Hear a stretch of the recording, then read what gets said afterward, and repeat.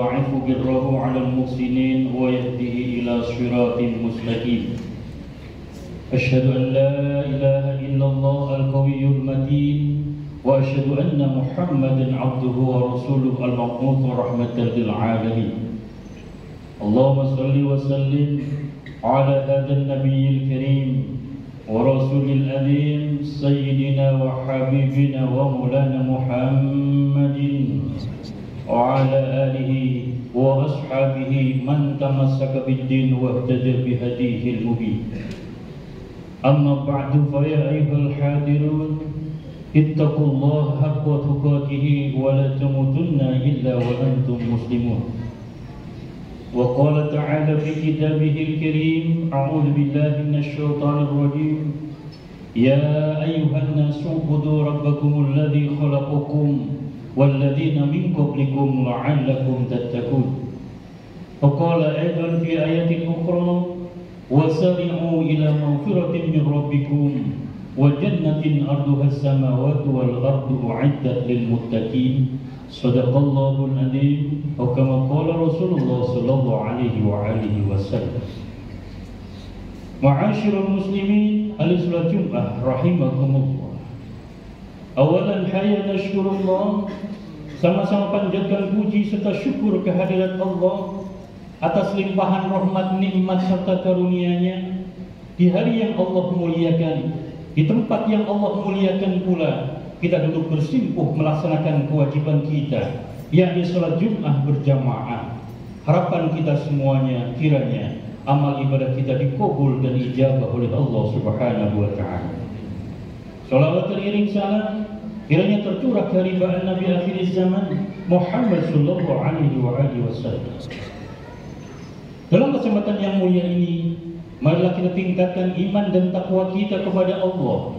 Takwa yang sesungguh-sungguhnya dengan berusaha sekuat tenaga kita melaksanakan perintah-perintahnya serta berupaya menjauhi larangannya sehingga kita menjadi insan yang muttaqin, yang benar-benar bertakwa kepada Allah Subhanahu wa taala.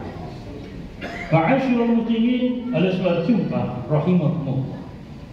Seiring berjalannya waktu, saat ini kita sudah berada di pertengahan bulan Sya'ban, di mana sebentar lagi kita akan memasuki bulan suci yang kita harapkan bersama, yang kita idam-idamkan bersama, yakni bulan Ramadan.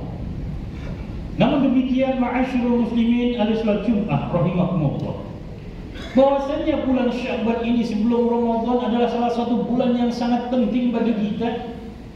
Adalah bulan ke-8 di kalender Hijriah, dan juga di bulan Sya'ban ini tentunya banyak amal-amal yang bisa kita laksanakan, yang bisa kita amalkan dalam kerangka mempersiapkan diri kita memasuki bulan Ramadan.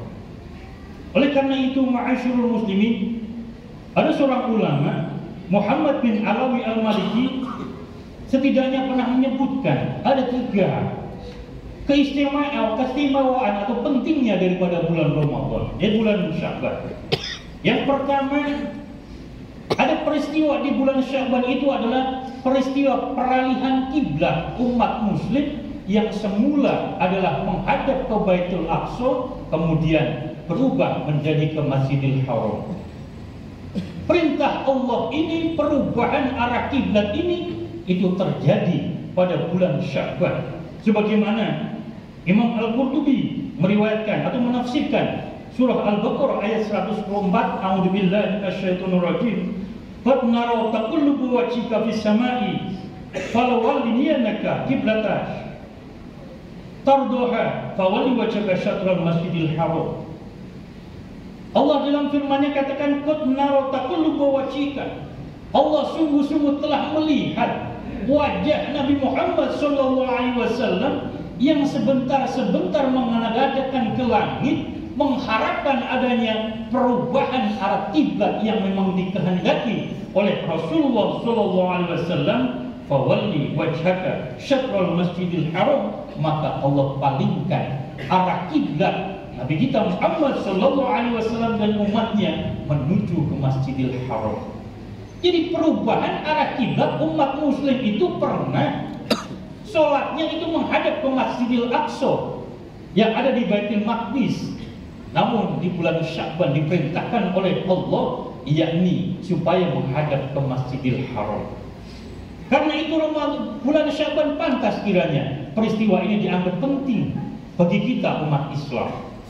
Yang kedua, di bulan Sya'ban ini adalah hari atau bulan penyerahan seluruh amal ibadah manusia kepada Sang Pencipta Allah Subhanahu wa taala. Sebagaimana sebuah hadis yang diriwayatkan oleh Abu Dawud wan Nasa'i, "Zaka syahrun bi ghaflin nasu fihi anhu baina Rajab wa Ramadan wa huwa syahrun tarfa'u fihi al-a'mal ila rabbil alamin wa ahibbu an yarfa'a amali wa ana sha'imun." Rasul dalam sabdanya katakan, "Zaka syahrun tafulun nasu." Bulan Sya'ban adalah bulan di mana kebanyakan manusia itu melupakannya. Karena apa? Baru saja bulan Rajab, kemudian akan menghadapi bulan Ramadan, maka bulan Sya'ban kebanyakan orang lupakan keistimewaannya. Wa huwa syahrun tarfa'u fil a'mal. Di bulan Sya'ban itu diangkat amal-amal manusia ila rabbil alamin, menuju Tuhan Sang Pencipta alam semesta. Wa uhibbu ayyarfa amali, kata Rasul, aku ini lebih menyukai jika ketika amalku diangkat, wa ana shaimun, dan aku dalam keadaan sedang berpuasa. Karena itu Rasulullah SAW senantiasa memperbanyak puasa di bulan Sya'ban. Sebagaimana diriwayatkan oleh Siti Aisyah, Rasulullah SAW tidak seperti bulan-bulan yang lainnya. Di bulan Sya'ban paling banyak Rasulullah melakukan puasa. Ma'asyiral muslimin, ala sholat Jumat rahimakumullah. Adapun yang ketiga adalah, menurut Imam Al-Qutubi, bulan Sya'ban adalah turunnya anjuran untuk memperbanyak membaca sholawat. Sebagaimana firman Allah Subhanahu wa taala, "Innallaha wa malaikatahu yusalluna 'alan nabi ya ayyuhalladzina amanu sallu 'alaihi wa sallimu taslima." Innallaha, sesungguhnya Allah, wa malaikatahu, dan juga malaikat-malaikat Allah, yusalluna 'alan nabi, bersolawat atas nabi, ya ayyuhalladzina amanu, wahai orang-orang yang beriman, sallu, bersolawatlah kalian, 'alaihi, atas nabi, wa sallimu taslima, dan bersalam. Jadi perintah kita membaca sholawat adalah turunnya adanya di bulan Sya'ban. Setidaknya itulah. Karena itu ma'asyiral muslimin, janganlah kita lupakan hari ini, sekalipun kita mengharapkan bulan Ramadan. Namun demikian, jangan lupakan saat ini. Jangan karena mengejar Ramadan lupa akan bulan Sya'ban yang juga dimuliakan oleh Allah dan banyak amalan-amalan yang bisa kita laksanakan. Namun demikian, karena kita sudah mendekati Ramadan, di bulan Sya'ban biasanya orang sudah mempersiapkan, yang oleh kebanyakan kita mengadakan tarhib Ramadan atau persiapan bulan Ramadan. Apa sesungguhnya atau hakikatnya yang harus kita lakukan dalam rangka mempersiapkan bulan Ramadan? Yang pertama adalah tarhibul ilmi. Persiapkanlah ilmu untuk melaksanakan ibadah puasa Ramadan. Kenapa harus dengan ilmu? Karena ibadah tanpa ilmu bisa jadi tidak sempurna atau bahkan menjadi sia-sia. Salat ada ilmunya, ada syarat, ada rukun, kapan sunnah, kapan makruh, kapan wajib. Puasa, di sana ada perintahnya, kapan harus melakukan puasa, dari jam berapa hingga jam berapa, syarat rukunnya seperti apa, sunnahnya seperti apa. Jangan sampai kita tidak memahaminya sehingga kita campur aduk, bahkan yang wajib kita tinggalkan karena ketidaktahuan, atau yang sunnah kita besar-besarkan, bahkan yang wajib pun sampai ketinggalan. Karena itu dikatakan oleh Abdul Aziz, "Man abadallaha bi ghairi ilmin kana ma yufsidu aktsara mimma yuslih." Kata Abdul Aziz mengatakan, seorang hamba yang beribadah kepada Allah bi ghairi ilmin, dengan tanpa ilmu, kana ma yufsidu aktsara mimma yuslihu, maka keburukannya jauh lebih banyak daripada kebaikannya. Karena itu dalam sebuah kitab Zuhud dikatakan, wa kullu man bi ghairi ilmin ya'malu a'maluhu mardudatun la yuqbalu. Wa kullu man, setiap setiap manusia li ghairi ilmin, yang tanpa ilmu yang malu beramal.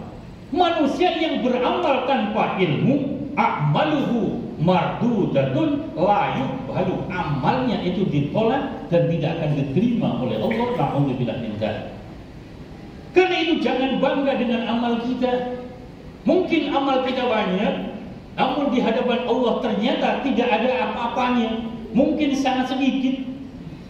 Oleh karena itu yang terpenting bagi kita, perbanyaklah permohonan kepada Allah, mengharap ridhoannya, mengharap rahmatnya. Mungkin kita pernah dengar ada sebuah riwayat, zaman Nabi Musa alaihissalam ada orang yang beribadah kepada Allah selama 400 tahun. Mereka uzlah, hidup di pucuk gunung yang jauh dari hiruk pikuk manusia pada umumnya, karena memang menghindari daripada kemaksiatan yang luar biasa. Sehari-harinya hanya turun ke bawah mengambil air secukupnya, mengambil buah-buahan untuk bekal makan satu hari satu malam. Selebihnya adalah untuk berzikir, untuk sholat, untuk bersujud. Dan bahkan permintaannya, jika aku akan dipanggil, maka panggillah aku dalam kondisi bersujud. Itu diijabah oleh Allah. Ketika sedang bersujud, diambillah nyawanya. Artinya orang ini adalah mati dalam keadaan bersujud. Ketika mati, dihadapkanlah nyawanya oleh malaikat kepada Allah. Kemudian Allah perintahkan oleh malaikat, ini adalah orang yang baik, orang yang soleh, dengan rahmatku maka masukkan ke dalam surgaku. Mendengar Allah berfirman dengan rahmatnya dimasukkan ke dalam surganya, maka ini orang protes, wahai Allah, hidupku habis untuk menyembahmu, kesempatanku kuhabiskan hanya untuk mengagungkan asma-Mu. Namun kenapa engkau masukkan aku ke dalam surgamu dengan rahmatmu? Kenapa tidak dengan amalku? Kemudian Allah berfirman kepada wahai malaikat, ini bulan ku masukkan dengan rahmatku, rupanya tidak terima. Karena itu ambil salah satu nikmat yang aku berikan, timbang dengan seluruh amalnya. Kemudian malaikat ambil satu nikmat, yakni nikmat penglihatan, kemudian ditimbang dengan seluruh amalnya. Ternyata nikmat penglihatan jauh lebih berat daripada seluruh amal selama 400 tahun yang dia lakukan hanya untuk menyembah Allah. Karena nikmatnya jauh lebih berat daripada amalnya, maka Allah perintahkan lempar dia ke dalam neraka. Namun demikian, orang ini adalah orang yang cerdas, orang yang soleh, orang yang pintar. Maka apa katanya? Wahai Allah, kalau seperti ini keadaannya, dengan kerendahan hati aku mohon rahmatmu, kiranya engkau berkenan memasukkan aku ke dalam surgamu.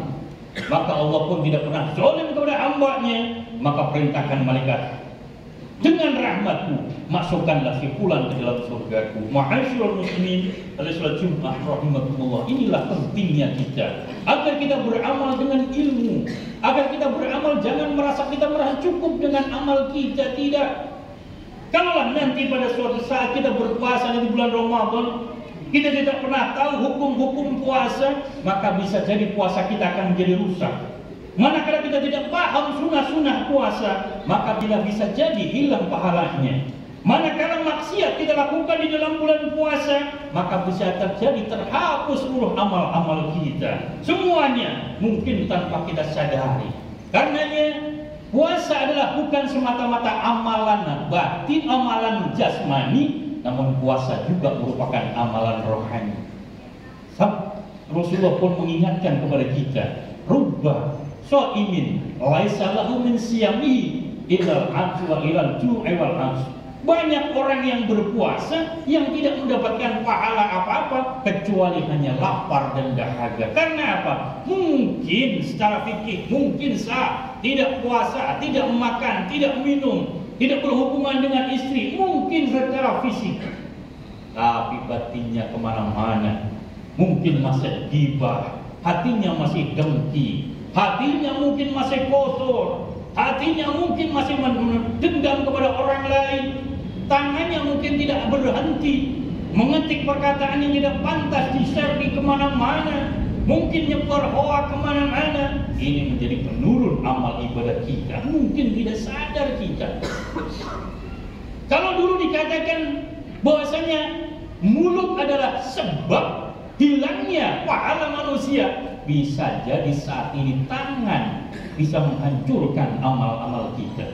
Bukankah dalam surah Yasin kita diingatkan ketika nanti mulut kita dikunci, tangan dan kaki dimintakan pertanggungjawabannya oleh Allah Subhanahu wa Ta'ala.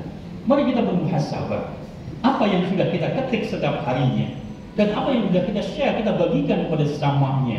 Apakah itu maslahat? Apakah itu adalah manfaat? Atau sebaliknya, bahkan itu adalah kebencian yang kita tebar? Apakah dulu itu perpecahan yang kita inginkan? Atau bahkan perolok-olok sesamanya? Na'udzubillah min dzalik, tsumma na'udzubillah min dzalik. Ma'asyiral muslimin, oleh salat Jumat rahimakumullah. Sekali lagi, secara keilmuan, mungkin fikih itu kalau dalam bahasa kerennya mungkin output daripada puasa tercapai. Tapi apakah outcome atau hakikat itu bisa tercapai? Mari kita yang tahu hanya kita dengan Allah Subhanahu wa Ta'ala.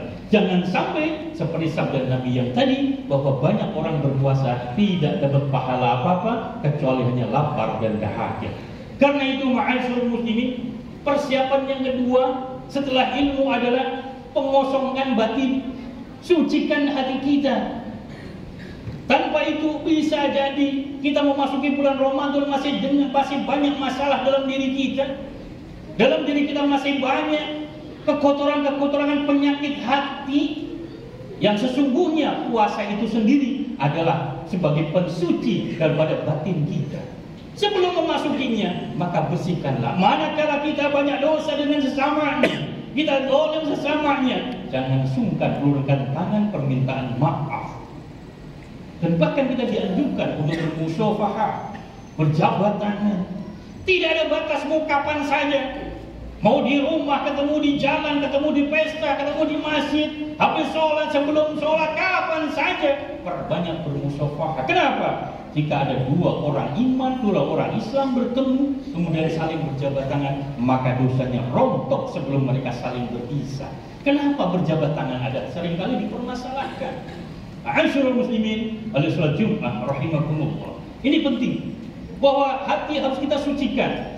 Karena Rasul pun sudah mengingatkan kepada kita, ala inna fil jasadi mudghah, fa idza salaha salaha jasadu kullu, fa idza fasadat jasadu kullu. Ingatlah, di dalam hati itu ada segumpal darah. Jika itu baik maka akan baik seluruhnya. Namun jika itu buruk, rusak akan rusak semuanya. Ala ingatlah, wahya al-qalbu, itulah yang namanya hati. Hati itu panglima, ibarat pilot dalam sebuah pesawat, ibarat supir dalam sebuah mobil, ibarat nahoda dalam sebuah kapal. Kemana hendak dituju? Yang lebih tahu adalah nahoda, tahu arahnya, tahu caranya, tahu bagaimananya adalah nahoda, adalah pilot, adalah supir. Dalam hati pun demikian. Kapan tangan kaki kita melangkah, kapan tangan kita mengambil, kapan mata kita melihat, kapan pikiran kita itu terjadi, semua karena ada hati kita. Dan senantiasa akan tercurah, akan terpancar dalam sikap dan perilaku kita. Manakala perilaku hati kita sedang jernih, hatinya adalah suci, hatinya bersih, maka yang tampak adalah keindahan. Orang murah tersenyum, sopan santun dalam perilakunya, perkataannya pun penuh dengan hikmah, perbuatannya pun manfaat, perilakunya menyenangkan, dan masih banyak hal-hal positif yang lainnya. Dia tidak sungkan untuk senantiasa mengagungkan asma Allah, berzikir kepada Allah, beribadah kepada Allah, menolong sesamanya, hidupnya bermanfaat sebagaimana memang yang diperintahkan oleh Allah dan Rasulnya. Namun manakala hati sedang kotor, yang terjadi adalah tampak dalam perilaku yang buruk, maksiatlah yang dia utamakan daripada ibadah, lebih suka mencela daripada mereka memuji atau memberikan manfaat. Ucapannya pun kotor daripada ucapan santun yang memang dianjurkan dan diperintahkan oleh Rasul dan Allah. Lebih menebar madarat daripada manfaat, dan masih banyak hal negatif yang lainnya. Manakala hati itu adalah hati yang kotor. Padahal kita diingatkan, hati yang selamat adalah qalbun salim, hati yang selamat yang akan menghadapkan Allah. Karena apa? Ternyata hati dibagi tiga. Ada qalbun marid, ada qalbun mayit, ada qalbun salim. Qalbun mayit adalah hati yang mati, yang oleh Imam Ghazali disebut namanya qasdul qalbi, hati yang keras, tidak bisa menerima peringatan, tidak tersentuh oleh panggilan, tidak pernah memikirkan kekuasaan dan nikmat Allah, yang ada hanya kerakusan, kesombongan, ketakaburan dan sebagainya. Qalbun mayit. Manakala ada seruan panggilan untuk melaksanakan ibadah, dia abaikan begitu saja. Kematian yang ada di hadapannya dianggap sesuatu yang biasa, tidak ada mengambil ibrah dan pelajaran. Itulah qalbun mayit.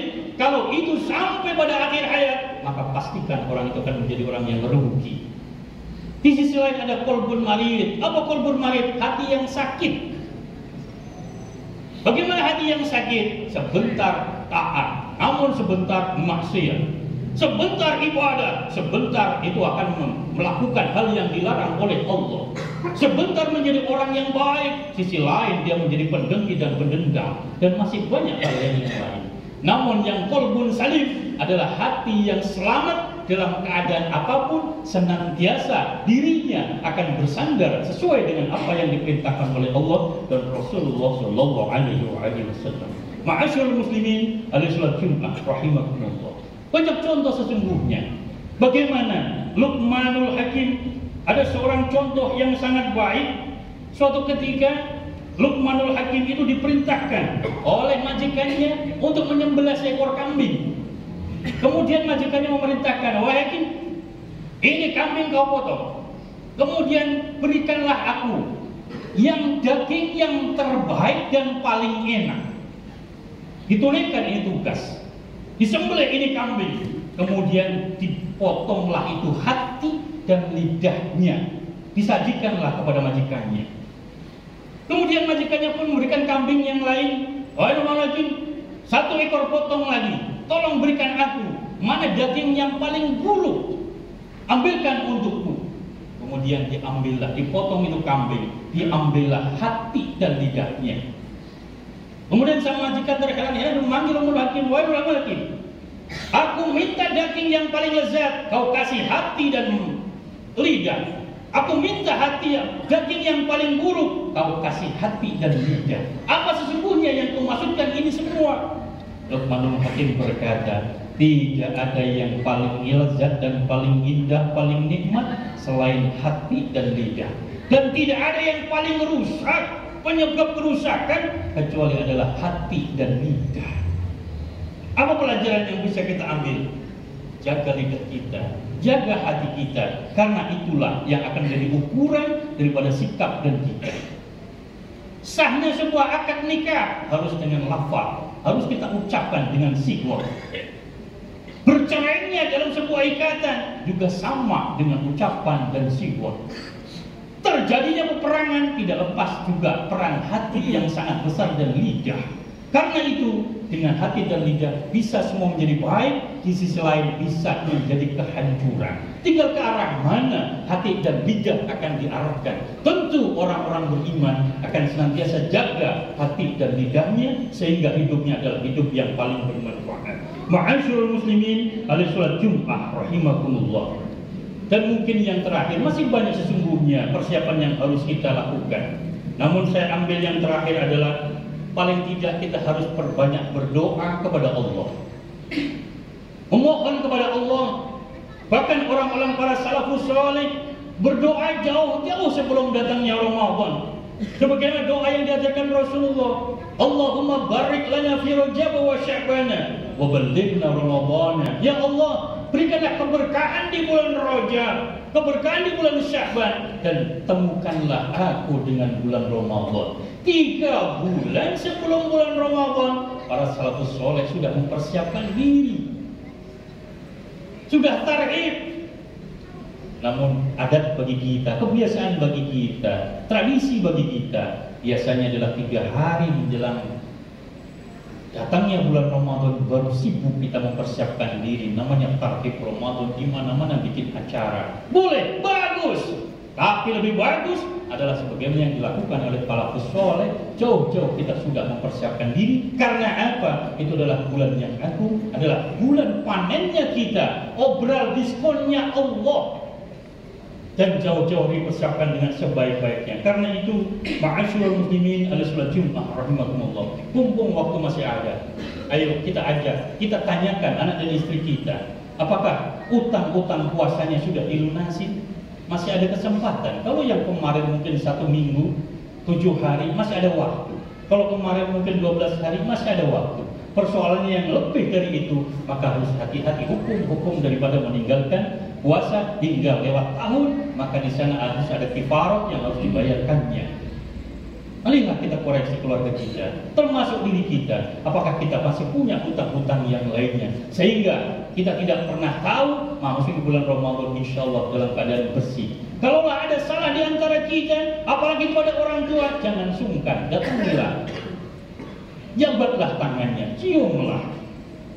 Jangan sungkan, ucapkanlah permohonan maaf, baik kepada orang tua, kepada saudara kita. Manakala beliau sudah tidak ada, jangan sungkan hadiri untuk berziarah. Selain mengingatkan akan kematian hakikat hidup, namun di sisi lain adalah bentuk doa kita mendoakan kepada para orang-orang tua yang telah mendahului kita. Di sisi lain adalah sesama manusia. Barangkali ada hak Adam yang terlanggar, maka salinglah mengikhlaskan dan memaafkan.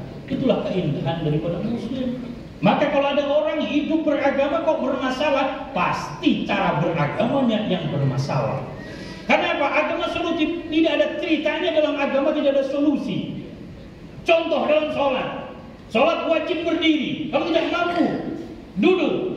Tidak mampu, silakan tidur miring. Tidak mampu, silakan telentang. Ngangkat tangan nggak bisa, pakai isyarah mata. Mata pun sudah tidak bisa, boleh disolatkan kalau sudah tidak bernyawa.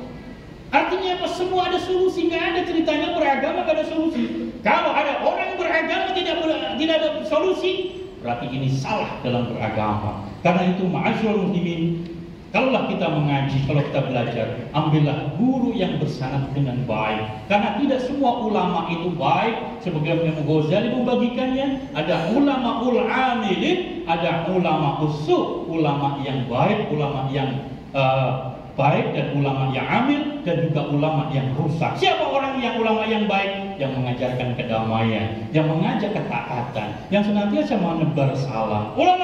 Ulama yang senantiasa menebar kebencian, selalu memecah belah, selalu mengadakan sesuatu yang tidak bermanfaat. Karena itu, pandai-pandailah, Allah sudah karuniakan yang lebih segalanya. Akal dan pikiran kita gunakan dengan sebaik-baiknya. Ma'asyiral muslimin, ala Jumat rahimakumullah. Sekelumit khutbah ini mudah-mudahan menghantarkan kita, insyaallah kita semua diberikan panjang umur oleh Allah Subhanahu wa taala, diberikan kesehatan oleh Allah Subhanahu wa taala, tetaplah iman dan Islam kita, dan mudah-mudahan kita bertemu dengan bulan Ramadan.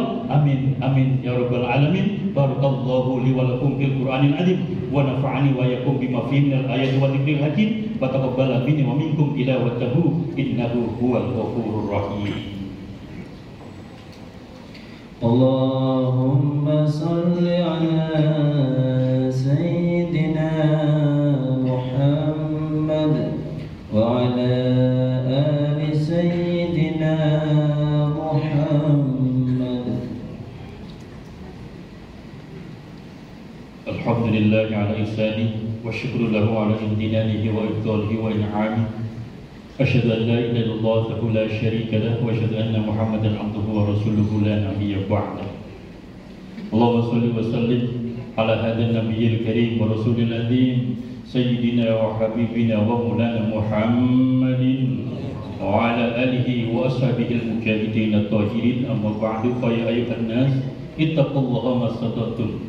وقال تعالى ولم يزل قائلا عليما إن الله وملائكته يصلون على النبي يا أيها الذين آمنوا صلوا عليه وسلموا تسليما. اللهم صل وسلم على سيدنا محمد وعلى آله وصحبه أجمعين وارض عن الخلفاء الراشدين سيدنا أبي بكر وعمر وعثمان وعلي وعلى بقية الصحابة والتابعين وعنا معهم برحمتك يا أرحم الراحمين. اللهم اغفر للمؤمنين والمؤمنات والمسلمين والمسلمات الأحياء منهم والأموات إنك على كل شيء قدير. اللهم أعز الإسلام والمسلمين وأدني شر المشركين ودمر أعداء الدين وعلي كلمتك إلى يوم الدين.